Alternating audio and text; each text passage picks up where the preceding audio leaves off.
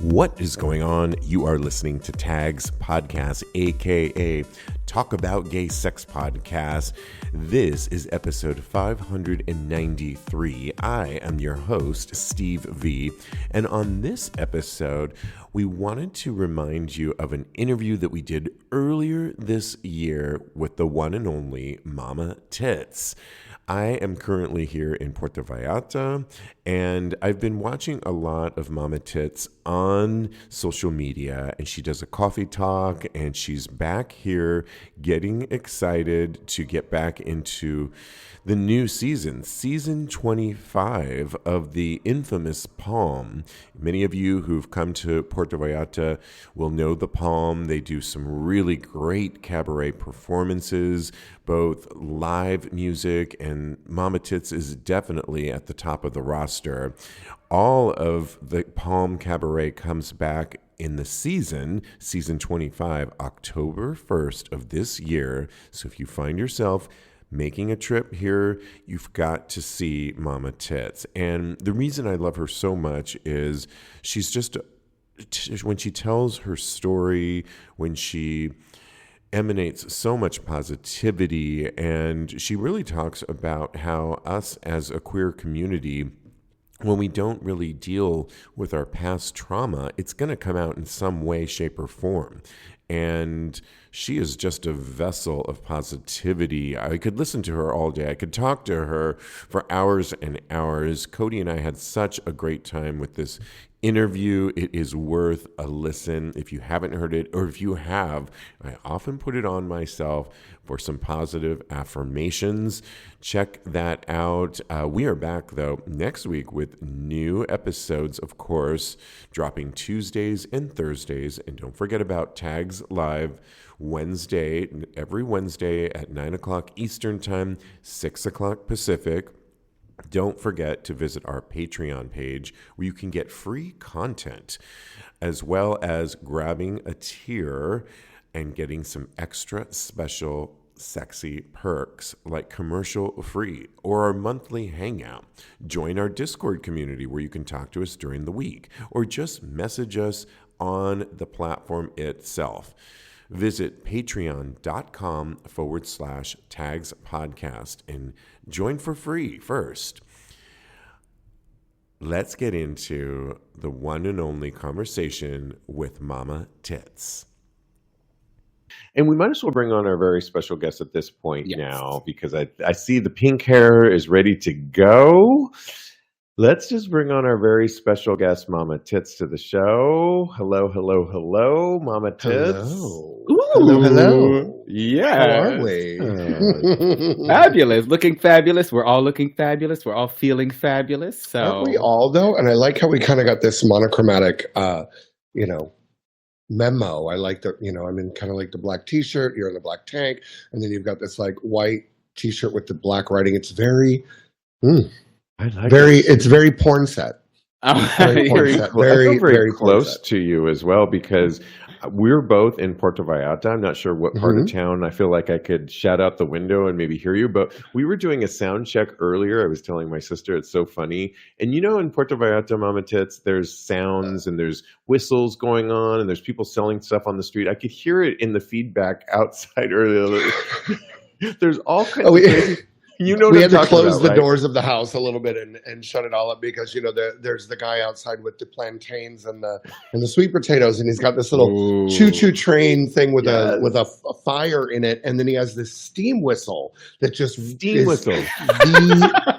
loudest thing in the world, and it just comes out of nowhere, but it's the sweetest and most wonderfulest sound, and he serves it with sweetened condensed milk, and it's really, really, really fun little quirk of the neighborhood. We have a lot of them. A lot of different ones. We have the pan guy. We have the sweetbread guy. We have, the tamale guys. We have vegetarian tacos. And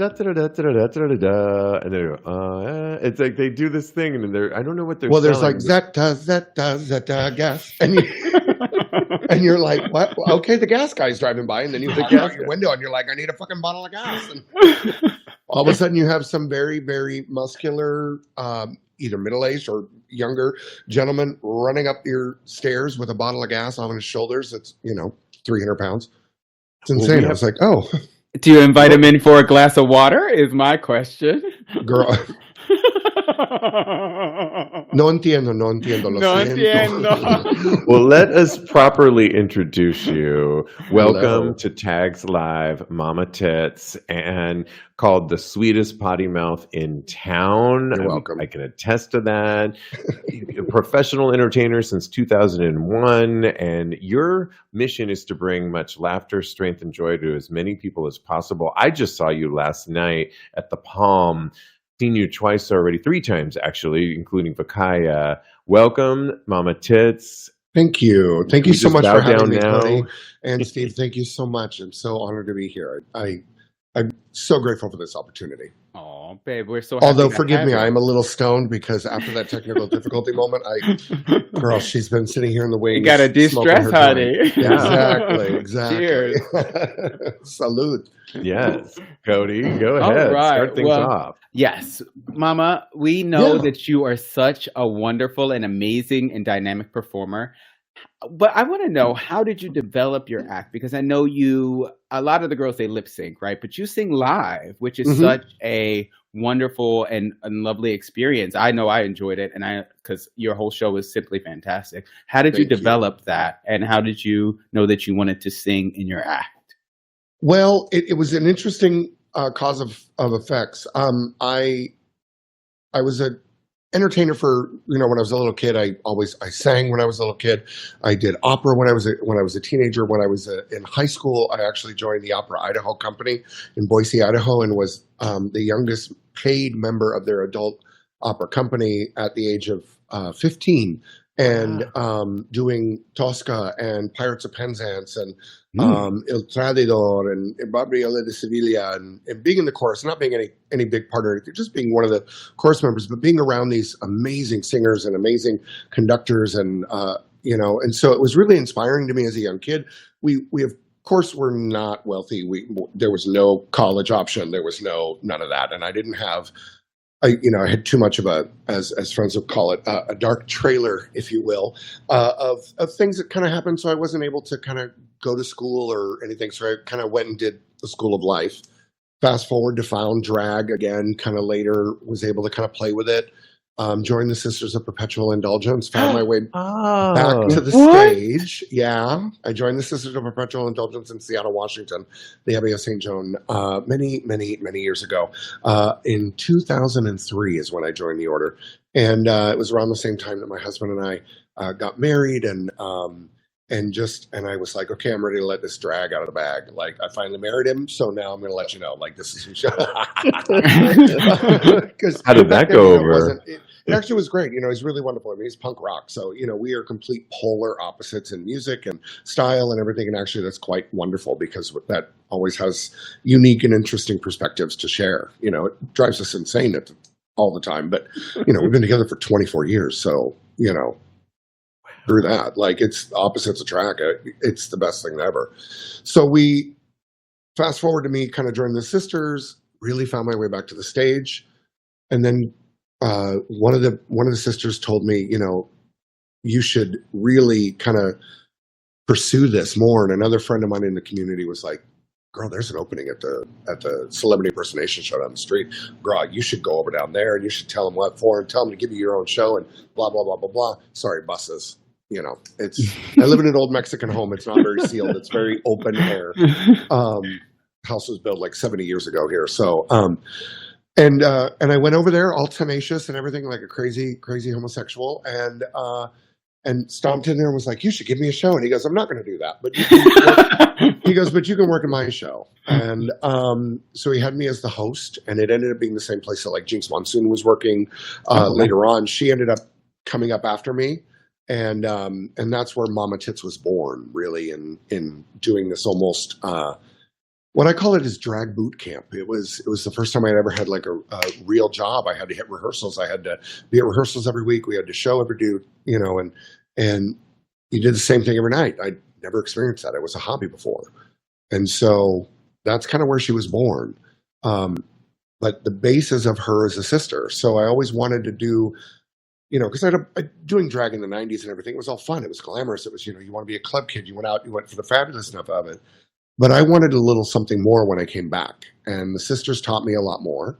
And so then when I came back to drag, I was like, I kind of want to play with that and see what happens. And then fast forward to my life changing when I took on those anti-gay protesters at Seattle Pride and showed me what I need to kind of, the direction I need to be, which is kind of an inspirationalist, a public speaker to kind of bring people together and kind of motivate everybody to realize that they have the power in them, because it took me a long time to remember that. And fuck, if I can help somebody notice that and cut their suffering a little bit, great. Come on, let's have fun. And fast forward, now I'm here in Vallarta, and boom.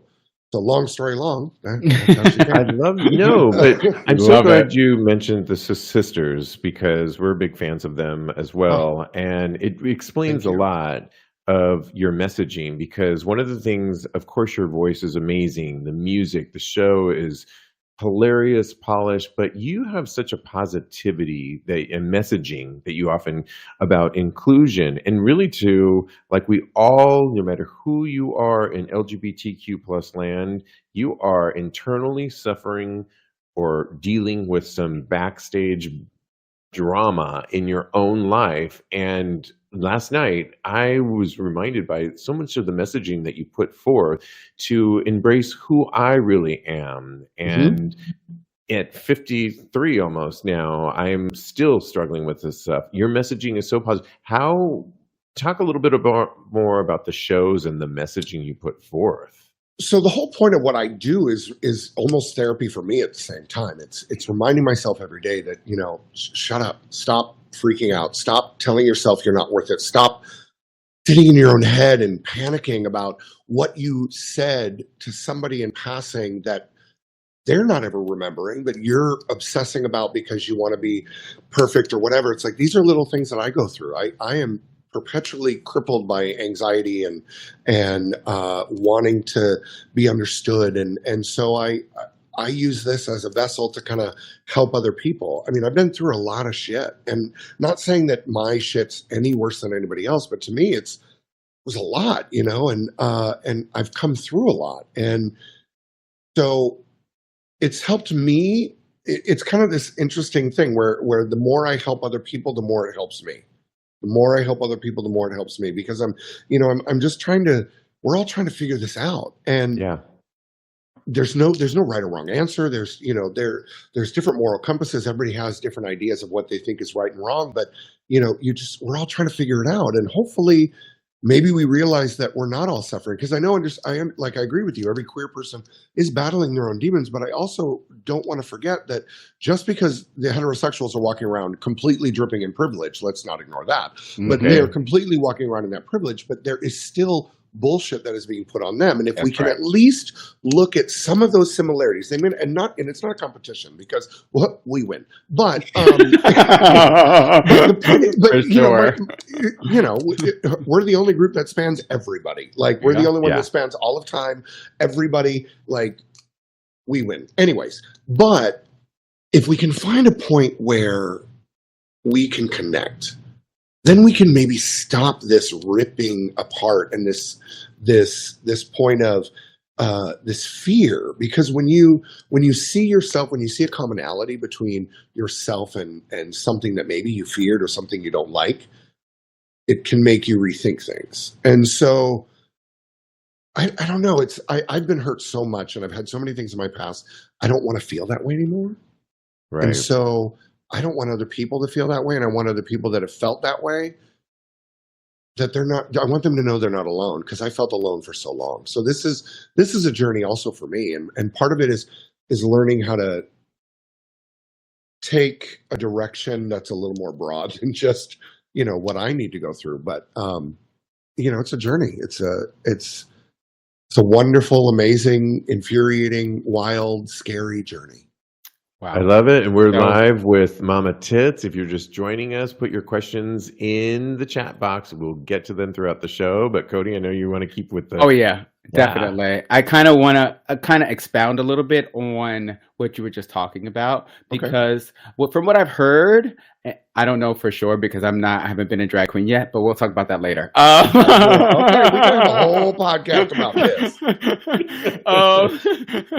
But from what I've heard, it's almost as if your drag persona allows you the ability to tap into parts of yourself that you haven't experienced before. How would you say Mama Tits has expounded or expanded your personality, or what would you say that it has done for you? I would like to. So that's an interesting dichotomy because it is a double-edged sword because the character that I put out there, she is me.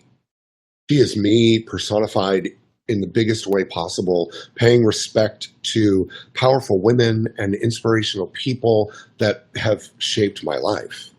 And so she tries to maintain this respect and this level of, she has just this level that she needs to kind of abide by. And it is kind of my own thing, but it keeps me in check. It keeps me constantly reminding myself, that, you need to look at things through different eyes whenever possible and not jump to conclusions. Because I'll tell you what, this asshole can be a dick. And I try not, and I really try not to, but I'm human, I'm human and I'm flawed and I'm not perfect, but I'm going to try and I'm going to hold myself accountable whenever I can. I'm not going to always be the easiest to take feedback, but I'm going to try. And I always want to be the best version of what I can be. And the great thing about her is that she can be beyond what I can in some way. She can speak to you in a way. She can walk up to anybody that she doesn't even know and she can say things to their face and they will allow her and ask her for more. Whereas if I walked up and said it, they'd be like, who the hell do you think you are? But it's this package, this cartoon, this over the top. But also I think there's this energy that I really try to maintain that she is not threatening. Mm-hmm. She's huge. She's got big tits. She's got an ass, but she's also she's fluffy and she's lovable and she's vulnerable and she's letting you know that you're okay. And so she's like a big teddy bear, which is kind of the biggest personification of me because like people think they see me, I'm this giant creature. I'm 6'6", I'm 300 plus pounds. I'm a big man, although on my way to a smaller waistline. Okay. Get it, Queen. Get it. And injectables are one thing. Skinny bitches can use it for one reason, but us fat girls do need it sometimes. And this magical little thing is helping a girl. And I'm very grateful for where I'm going healthy wise. But, it's an interesting experience because people get intimidated by me just existing. Brian gets told all the time, your feelings, your emotions, however your energy is affects everyone around you. So you need to be on the best behavior of anybody. Wow. You're intimidating just when you walk in the room. And this is something that, okay, well, this is what people feel. And this is part of being this giant creature. But inside of it, and granted, I'm also boisterous. I'm very opinionated. You ask me what I think. I'm not going to fucking filter it. I will on it because I don't like lying. I'm going to just tell you what it is. I feel that. I'm not going to sit there and lick your fucking asshole if I don't like it. I mean, granted, girl. If it's a nice asshole, though. That's what I'm saying. If I don't like it, but girl, if it ain't clean, if it ain't pretty, if it ain't reciprocate, come on. I'm not going to yuck anybody's yum. There are people who get into very interesting things and don't mind having fun in little, muddy grounds. But that's okay. But for me, no. Well, one of the things I love about you, Mama, is that you said in the show last night, I didn't realize this because I thought you were much younger. You're Gen X, just like myself, and me too. I'm on the last fucking year of Gen X, but we got to talk about that. Girl, I am the not music in the show, honey. It's all of my era. I'm just loving it. You go a little deep though in the show too, and we won't reveal anything on I this don't think any of show. it's a secret. I don't think any of it's a secret. So feel free to don't feel free. Well, you do "Wicked Game" by Chris Isaak, one of my favorite songs of all time. Also because he was from San Francisco, where I'm from, and I know Kodi wants to do his version I of do. "Wicked I Game." Grew up in the at some South point. Bay myself. So I get it. Okay, Bay Area. Yeah, okay, I'm Bay Area. So you talk about a dark time in your life. You're not afraid to go there in the show No. too, like to really share. No. Talk a little bit about that. So I have a really interesting life. I'm actually really grateful that I fucking survived, because the 90s was an interesting time. I grew up when there was no internet, when there was no cell phones, Yep. and then I remember my dad had one that had a briefcase that was in his car, and we thought it was really cool. It was $1.99 a minute to call my mom, but I could call her, had little green lights that lit up on the phone. I could say, "Oh my God, I'm with Dad, I'm in the car." Boom. That's it. Like, hang it up because it's too expensive. And there was, if you didn't know the answer, you had to go look it up at the library. It was like, or you'd ask Mom and Dad, and they just bullshit you. We had encyclopedias, so I get it. Exactly. We were poor. Me We too. didn't have that. We went to the neighbors who had like 3 volumes here and 4 volumes there. So we, when I say I grew up poor white trash, she was poor white trash. But for me, sorry, I just lost my train of thought. My goodness, Sorry. please help me back. No, just basically talking about the music. Stoner. That, So the Chris and being vulnerable and everything like that. What you really reveal of yourself. Sorry. In the Chris Isaak Stoner. song. That's why I've not hit it since. So So I was really lucky to survive what I did, and I found the Club Kids when they were on Phil Donahue. Ah, yes. I remember that. Like, I was young. I was really young, and I wasn't supposed to know it, but I was like, what is this? What is this? And I was very honest. Like, when I'm in the show telling about, like, I was trying to figure out what I was when I was young in the 80s, that's really what was happening. And I was running, trying to figure it all out. And I saw this on TV, so I ran away to New York City.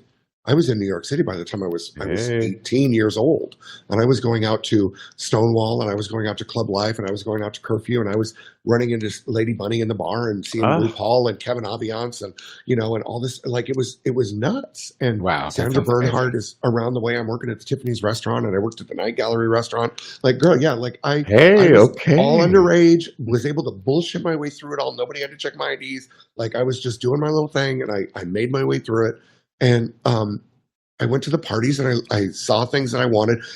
Then I couldn't keep it up. I couldn't afford it. I couldn't do it. And then I had to come back. And then when I came back is when I kind of started getting into the party world with some people that I had known back then. And then we did a lot of drugs.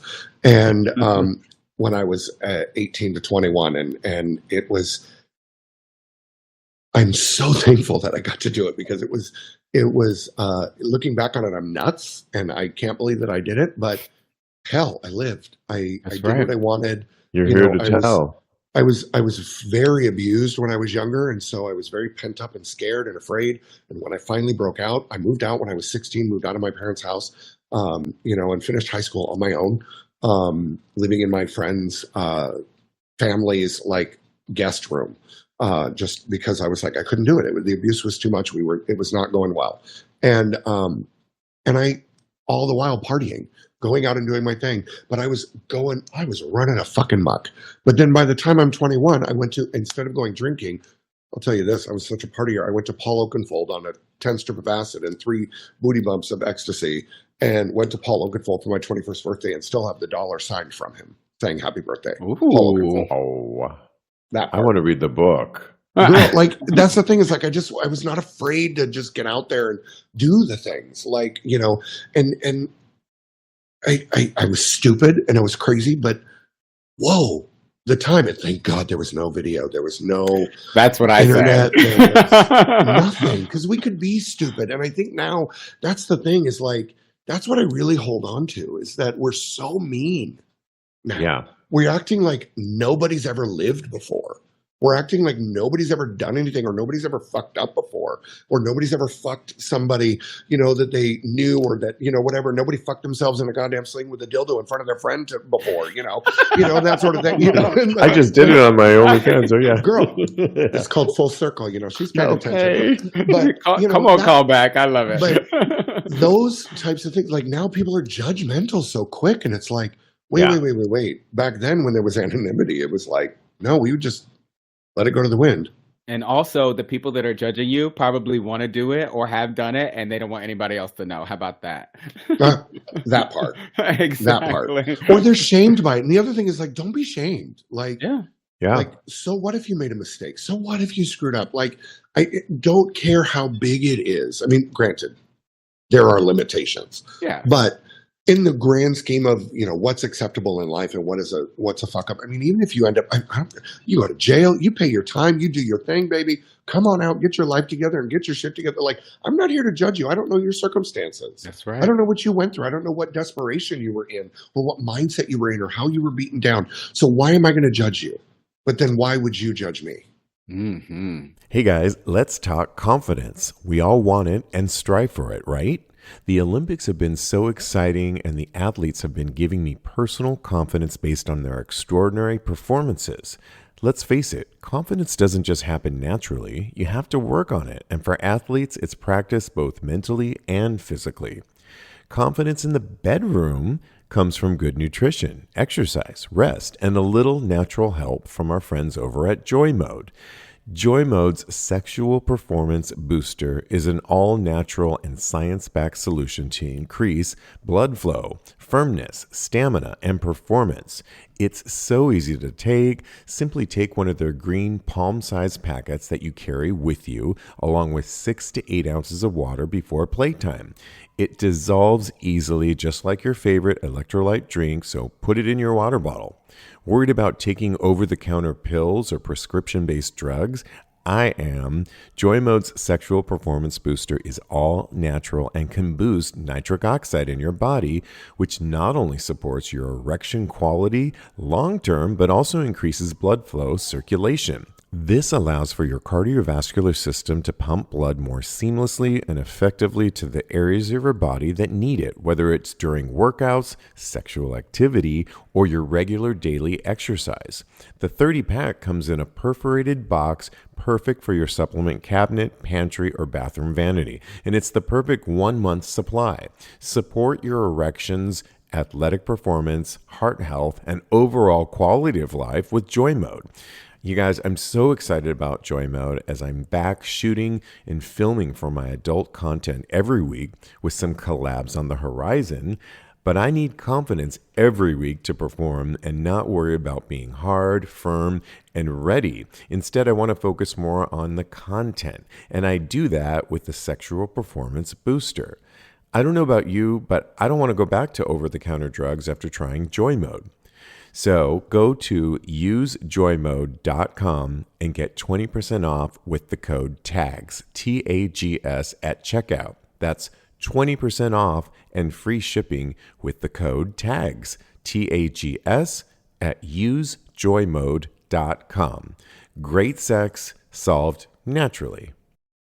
Well, seeing one of your shows is like a TED Talk, and it's brilliant. And then you're entertained.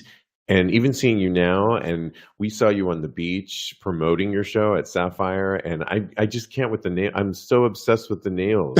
Your nails are everything. You can thank Barbara Streisand for all of this. It's very Barbara, and I'm living for it. So I just wanted to commend you on that. And thank you. Yeah. Thank you. No, it's an honor to be appreciated. Like, it's one of those things where it's like, I'm just kind of doing what I do. And I always feel like maybe people hate it. Maybe people don't like it because it doesn't resonate with everybody. Not a lot of people are ready to hear it. And that's the interesting part, is seeing, like, especially doing the shows that I do, like, I'm up against all these other amazing world-class entertainers. And you're constantly looking at different things, and people are telling you, well, you shouldn't be so preachy. That's what I get all the time. Like, people telling me, oh, they love you. They just love you. but they wish you just weren't so preachy. Oh, And I'm see, like, no, that's what I love about it's not preachy at all. It's inspiring. Yeah. yeah, and it's funny. Somebody made a comment to me last night when I actually made a slight comment. He's like, "Who said that? Old white men?" Mm-hmm. And I was like, "Well, that part." There we go. But it's also I internalize it, and why do I internalize it? Because I want people to understand the basis behind it. But I have to remind myself that that's okay. They're not ready to hear it. That's all right, girl. Maybe one day you will be. If not, whatever. Enjoy your day. And also, if I can just interject for a second, Please. it's all about you. There's somebody in that audience that needs to hear the message that you're bringing them, and that you want to reach those people and not necessarily be concerned with all these other people that have so much to say about you and your message. That's just, it's frivolous to me. So nobody should be. Go ahead. Sorry, I'm sorry. No, after you. Go ahead. Whatever you want. Well, it's interesting because it is a constant battle because I'm constantly putting myself out there. And that's why I'm constantly telling people to really don't listen to it. But it's also telling yourself, looking in the mirror going, seriously, don't listen to it. Because it's hard when you hear the noise. The noise is coming and it's coming and it's coming. And you're just like, wait, I'm trying to be authentic. I'm trying to be myself. Maybe they're not ready. Don't internalize it because it's hard not to. Yeah. Because, I don't want people to look at it as something that is judgmental or is pointing a finger. I want it to look at it as something that is embracing and wonderful. And so, I don't know, that's a hard thing for me, but it's part of my journey. And I think there's a reason why I struggle with it. And it's something for me and it's something inside. And one of these days we'll find that point, but I'm enjoying the journey, the good, the bad, the ugly, and all of that. Yes. Well, you've touched me, so just think of you touching me Please tell me I had consent. Please tell me there was consent, because there was definitely, and I loved every second. I said, "Please touch me, Mama Tits." And we are live, and Bryce says, "I love you, Mama Tits." Vivian, oh my goodness, thank you so much, Bryce. I appreciate it. Vivian says, "I love your message, Mama Tits," as Thank well. you. So absolutely, I as well. We have to talk because you mentioned you have you're amazing, but you've got put together so many people. Diego, your background's your singer, that you work music with. Music partner. Thank you. Yes. And the dancers, you are also, one of your dancers is part of your relationship. You are in a throuple. It's something we talk about on this show a lot, talk about gay sex. And how did that come about? Was it in the casting process that you said, hey, you're going to be part of our relationship? Was it Madonna and you just pointed to him? Sorry, explosions and sirens. Hey, where are we? We're in Puerto Vallarta. I think you're around the corner from me because I can hear it on my end. He looked over. He was like, "What's going on?" No, your microphone's great. We're good. Yeah. Okay. So, what was the question? So the throuple. Yes. Sorry, I was like, wait, what were we talking about? So yeah, no, it had nothing to do with the casting process. Actually, I started the show kind of as a solo girl, and then had a pianist, music partner years ago, Nathan Young, who really just helped me invaluably, helped me really kind of hone my voice and find kind of my voice as a cabaret artist. And I'm so grateful for every time that he spent, all the time that we spent together and working. And then that developed into me finding Diego later, and then him and I kind of finding this really magic connection between the two of us, like kind of older brother, younger brother kind of situation where we travel well together. Our voices just harmonize really beautifully. I was going to say harmony. Yes. Yeah, but it's also just the harmonics, the actual harmonics of our voices together really balance, and it makes I just get wet whenever I think about it. But I was at a show. Carmen La Perra here in town had a show, and Carlos was one of her dancers, and he was there and in all of his beautifulness, and I was very taken by his physical presence. And my husband and I have had an open sexual relationship for a long time because we are very much believing that I can love you, and if jealousies come up, that's fine. We can talk about it. We need to get to the root of that. We need to reassure each other. And if things need to not happen because of things, we're all open to those open communications. But we also don't want to hold each other back, because sex is not just exclusive to one person. That's so fucking boring. But you're allowed to have freedom of expression of your body and enjoy pleasure. So we always had that. And so the first night I met him, he was like, "Wait, you're Mama Tits?" And I was like, "Yeah." And he was like, "Oh," and he was intrigued. And he's a showman. He's a professional dancer. He's classically trained. He went to one of the most prestigious universities in Mexico.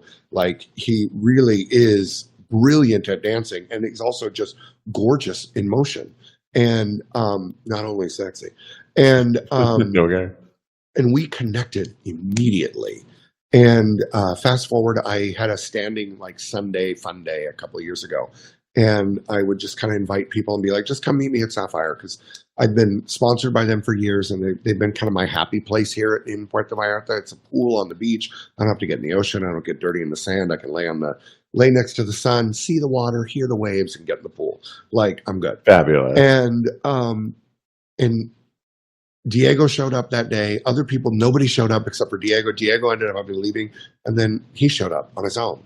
And we connected. And I was like, hold on, before this goes any further, let me introduce you to my husband. Fast forward, they met, they connected rapidly. Oh, wow. We're now 2 years into it. That's amazing. Wow. Yeah. And once we were starting to date and really got to know each other, I was like, and I was like, let's get in the show. And I was like, do you want to dance in the show? And he was like, well, yeah, that'd be fun.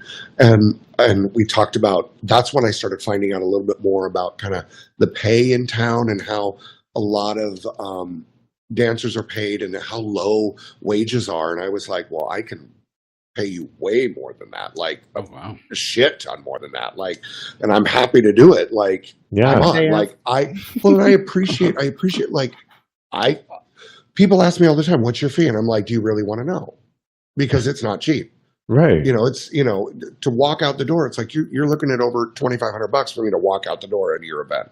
And it goes from there. It's like, because I've been doing this too long. I'm not doing it for a hobby. And I know what I'm doing, and I know my value. But I also respect other artists. And I say, you know what? Know your value. Wow. Ask for your value. And if you don't know it, I'm not going to just take advantage of you. If I think you're worth more, I'm going to be like, well, how about I can afford this? And hopefully you accept. Yeah. And from then on, it's like he joined other shows, and they're all paying just as well, because all the other performers are also really, really generous and really wonderful.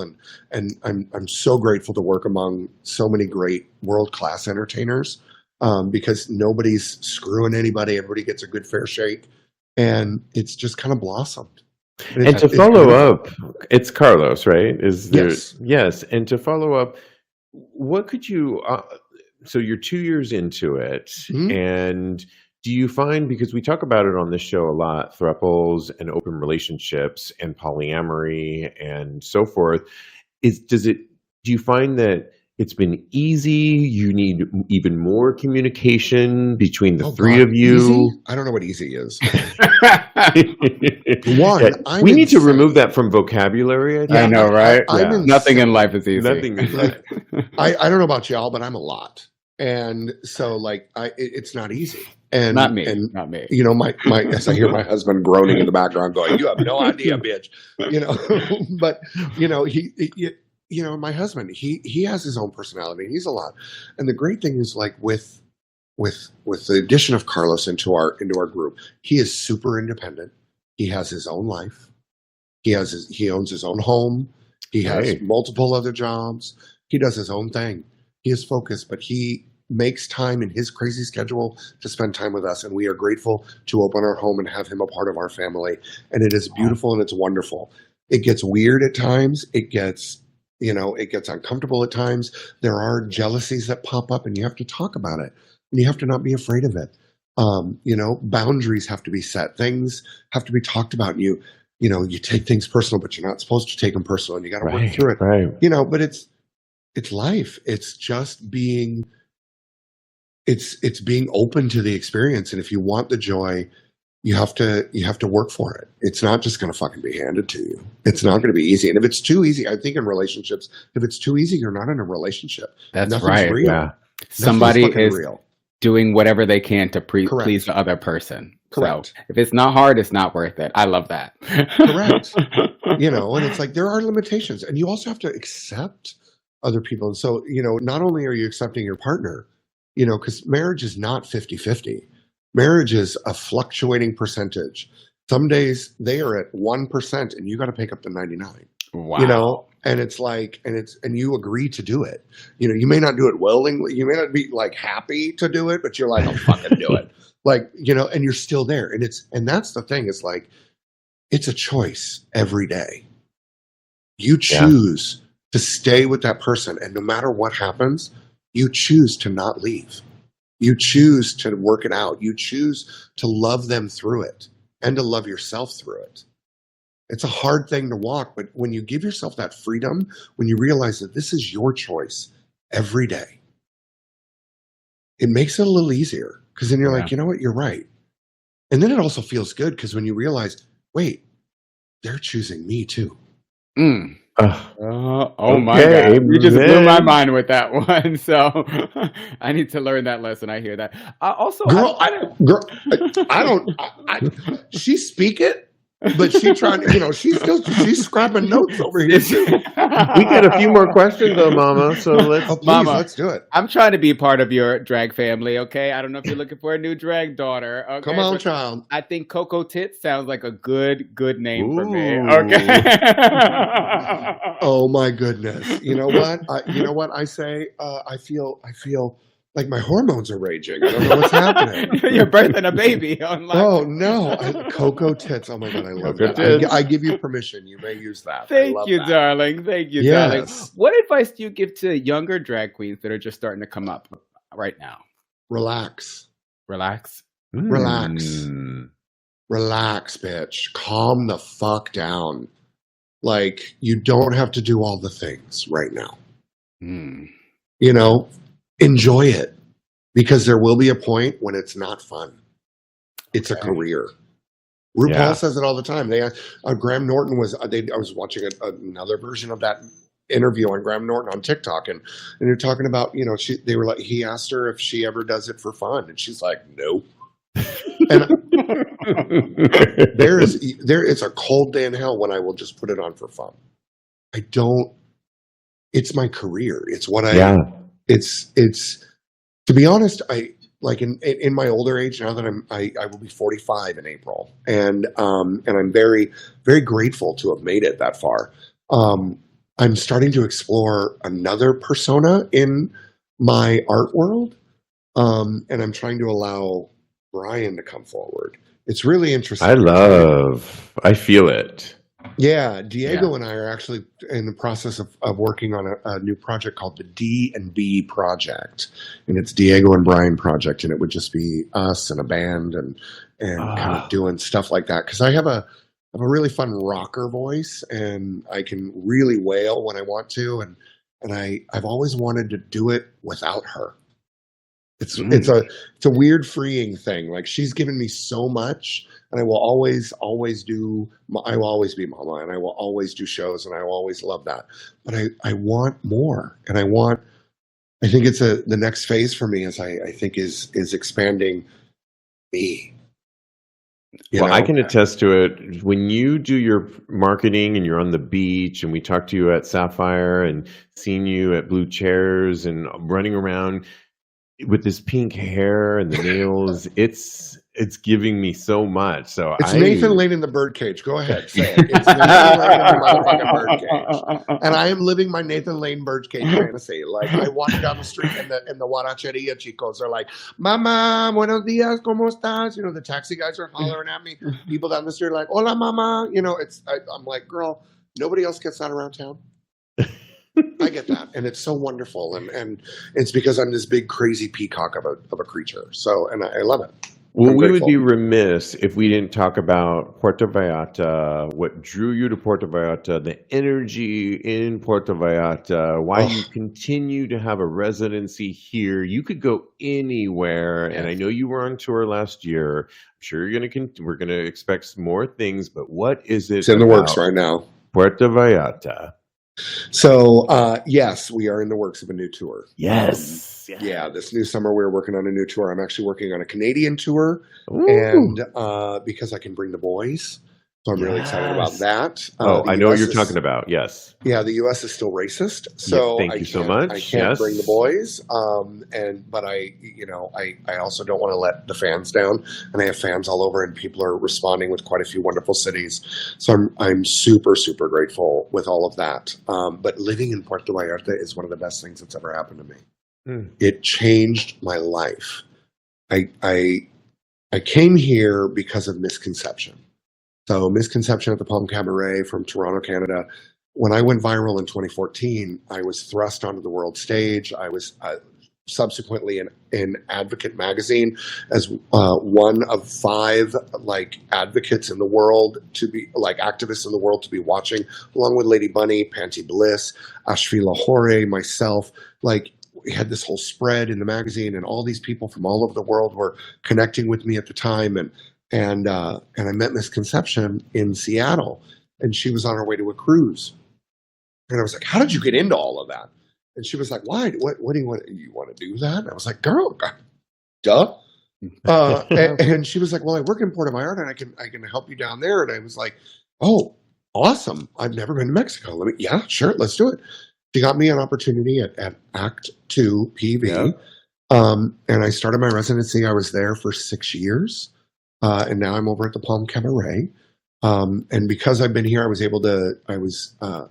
really funny. We got raided by immigration at the theater. And one of the recently? No, years and years ago. Okay, yeah. And they got raided by immigration, and the box office girl got arrested.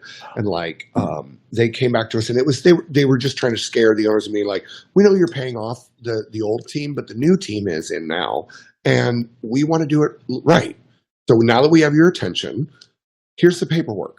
Fill it out. We know you've been bribing people to just be here, and that's fine. It's worked in the past, whatever. But we're trying to do it right. And Mexico's really done a lot of changing of how things have been operating. And so I took that opportunity. I was like, I can get a visa? I can, yeah. So I went to the consulate. I told them what I do. Literally, I was like, my name is Mama Tits. I'm a drag queen. I do tourists for the gay. I do shows for the gay tourists in Puerto Vallarta, and and I want to live there. And they were like, awesome, welcome to Mexico. Wow, that is awesome. And then gave me a work visa, and they were just like, cool, go. And then I was, can I ask can my husband come? And she's like, sure. My husband had an interview, and the only question she asked was, so are you excited to move to Mexico?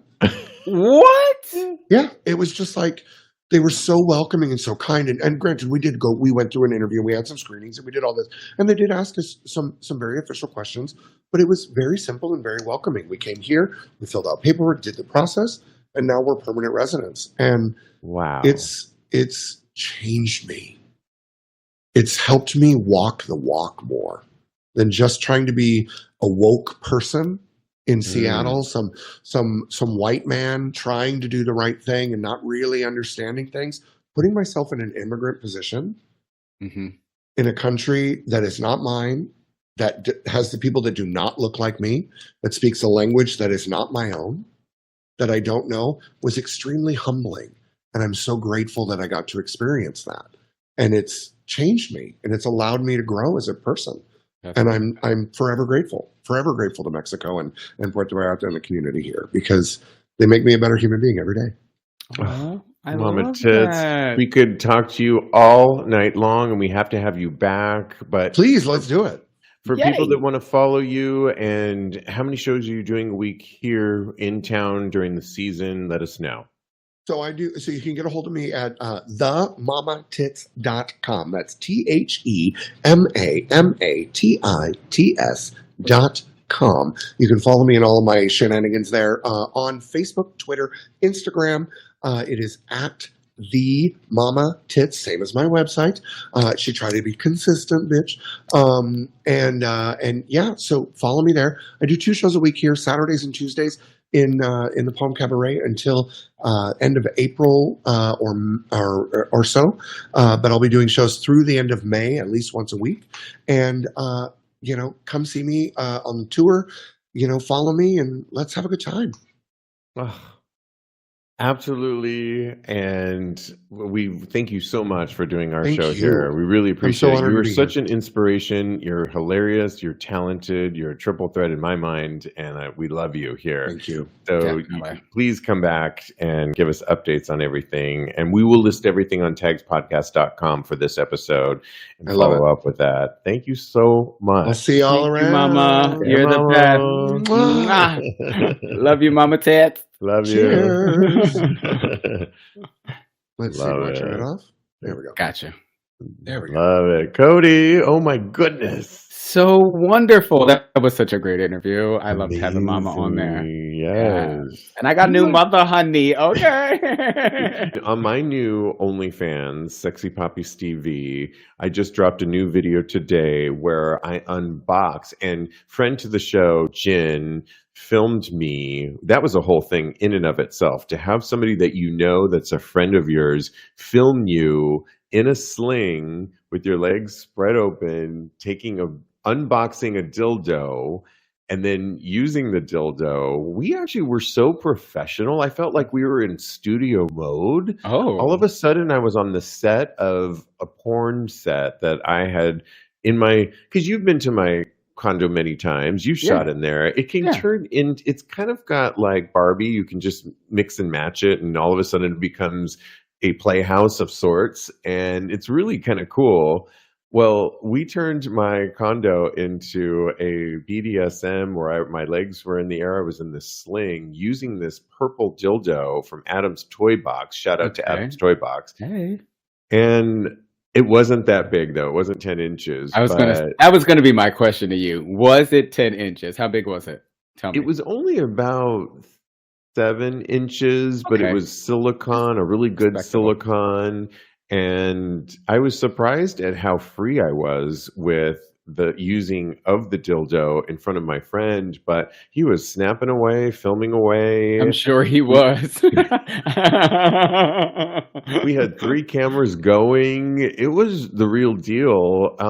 We were so professional. We got the job of the deed. I was going to say the deed, but we got the job done. Oh, no, you did the deed. Okay. I did the deed. I got the money shot at the tail end, which comes out tomorrow ahead of my birthday. It's my birthday week, and on Friday, January 12th is my birthday. Dick pics will be welcomed, so slide into my DMs. I am _Steve V. Just putting it all out there. I'm going to be on Jet's Naked Beach Tours this Friday here in Puerto Vallarta, and we'll hopefully be shooting some more. But you can follow my OnlyFans at onlyfans.com/sexypoppysteveve and check that out. So. Oh my God. That is what an amazing interview. I love Mama Tits. Like I said, I could listen to her all day long. Well, you can always follow my co-host, follow Kodi at KMD Coaching on Instagram. Don't forget about his single, Talk About It, available wherever you get your music. Follow me on the gram, I am _Steve V, or go to my Twitter account where you get a preview of my Just for Fans OnlyFans, and that is at TAGSPodcast. Links to both of those sites as well. And of course, grab a tier for free on our Patreon page where you can get extra special sexy perks like behind the scenes, or grab a tier and support Tags. Go to patreon.com/TAGSPodcast. And in the meantime, see you next week, but continue having hot, gay sex.